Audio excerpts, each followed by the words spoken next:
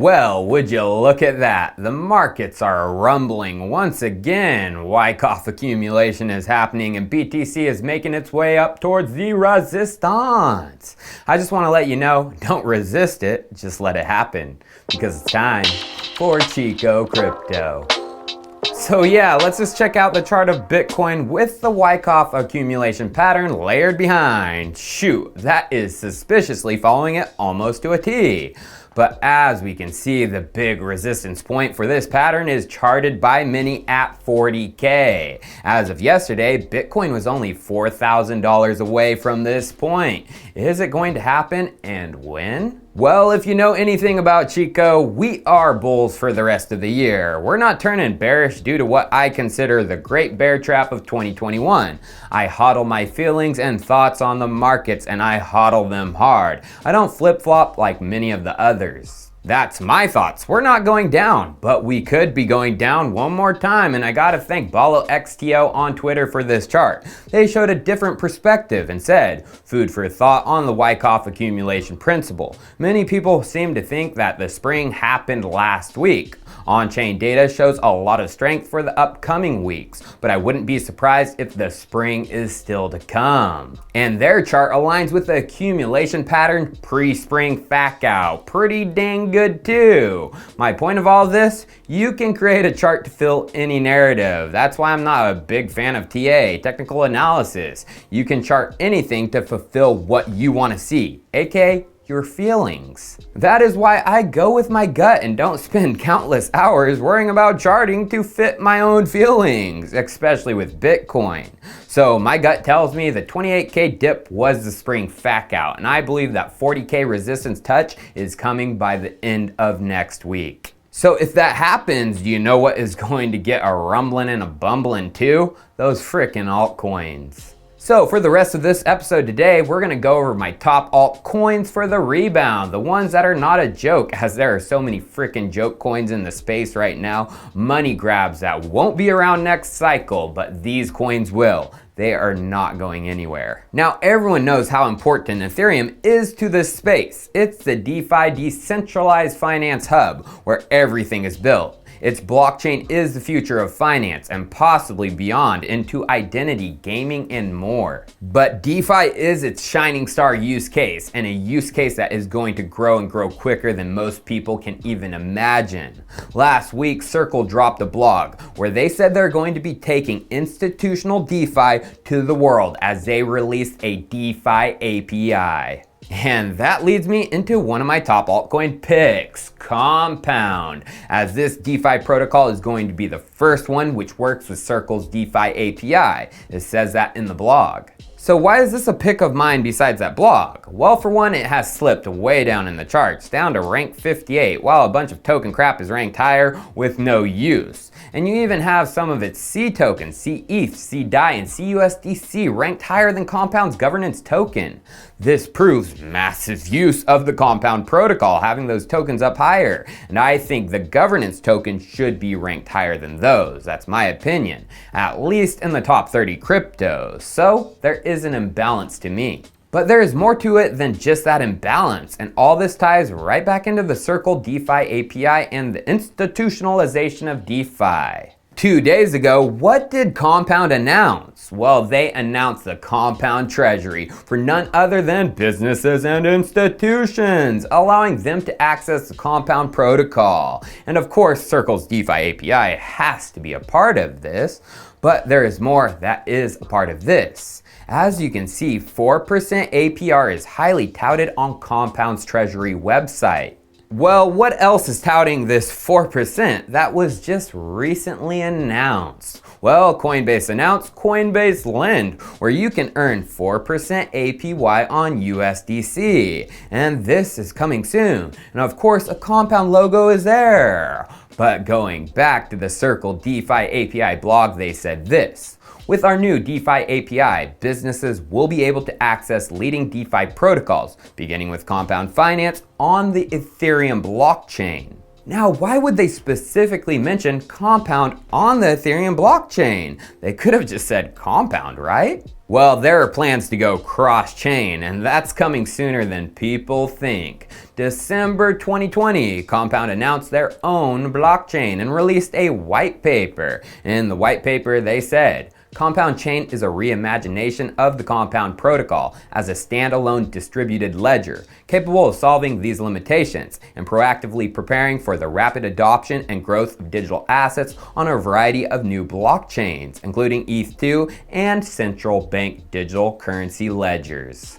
Institutions for Compound, CBDCs for Compound, but their own distributed ledger.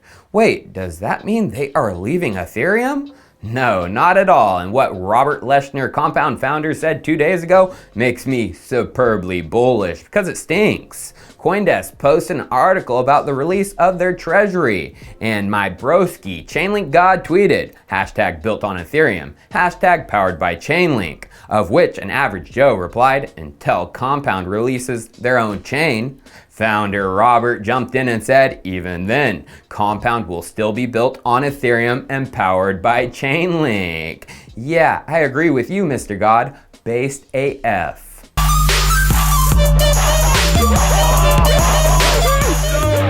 Damn, son.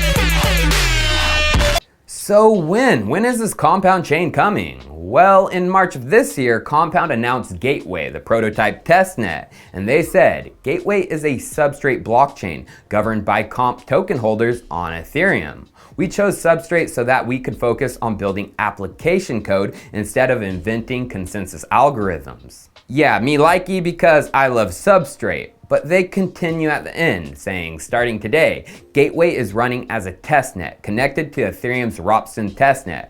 Over the coming months, we'll work with the community and validators to, number 1, audit the code base, improve all aspects of the blockchain, conduct stress tests, and finally, launch to production. And then, number 2, connect Gateway to the Compound protocol running on Ethereum. And finally, number 3, add starports on other blockchains. So it's been 4 months since the launch of that testnet, and within these months there has been announcements of starports to other blockchains. Akala announced theirs for Polkadot in April, and then in May Compound released a document on how to build a starport. And finally there was Polygon support announced as happening in their forums around the same time too. Starports being built. This makes me think very soon we will have a public release. Compound is a buy in Chico's opinion. But damn, Chico, why are you bringing up such high market caps? Well, let's go down the list a bit to one that has been and continues to be seriously undervalued. It's not on page 1 of CoinGecko, it's not even on page 2. Unibright has fallen down to page 3, ranked number 202, which is some bull honky when you realize what is coming. I've spoken on this so many times, but Unibright is a core player in the Baseline protocol, which is a key component of Ethereum and Enterprise. And UBT's technology is used across the Baseline stack in conjunction with their key partner Provide. Well, Provide and UBT in February of this year announced a significant piece of the protocol. They released the Baseledger white paper, and it is the blockchain for baselining, powered by UBT tokens. Going to the Baseledger website and down to the token model of Baseledger, you can see how important UBT is, used throughout. The token acts as a payment mechanism. The token acts as a staking mechanism for workers maintaining consensus. The token acts as a share in the block reward mechanism for workers that are doing the work relative to their stake. A proxy staking mechanism is in place where members of the ecosystem can contribute to a worker's stake and partially participate in the rewards without doing the work themselves. UBT staking is coming on multiple levels, and it's coming with the Baseledger release. So when, my friends? Well, in the middle of this month, June 16th, Kyle Thomas of Provide was on a Baseline group chat and spoke on the Baseledger. Let's listen in. A handful of our services that we're really targeting for open source as part of the Baseledger release or testnet that's coming up here pretty soon. Thank you. So, question on timing, Kyle. I think you hit on it at the end. You're planning that open source release kind of aligned with Baseledger, right? Yeah, of course. And it's coming fast. You know, it's like it'll be here like this summer. Ooh, it's gonna be a hot summer for UET because partners are already baselining and going to be using this. Kyle Thomas around June 16th also said this in Telegram. Kona Coke is a baseliner, but also ServiceNow and Dapps Inc., aka Salesforce. But there are more partners, and I want to thank an Andromeda on Twitter for capturing this on another baseline chat last week. Let's listen in to their capture. We got more public ones coming. Yeah, big companies tend to not want to tip their hand until they're out in the market. But I will once again. Based on certain trajectory that we have and on the level of development that's been ongoing within certain cycles that we've had, we're nearing public announcement of others as well, which is great, just based on the amount of effort that has gone in by Kyle and the greater team to get us to this point. So we're expecting that here upcoming. Announcement of other enterprises getting straight up based? Cheers, I'll see you next time.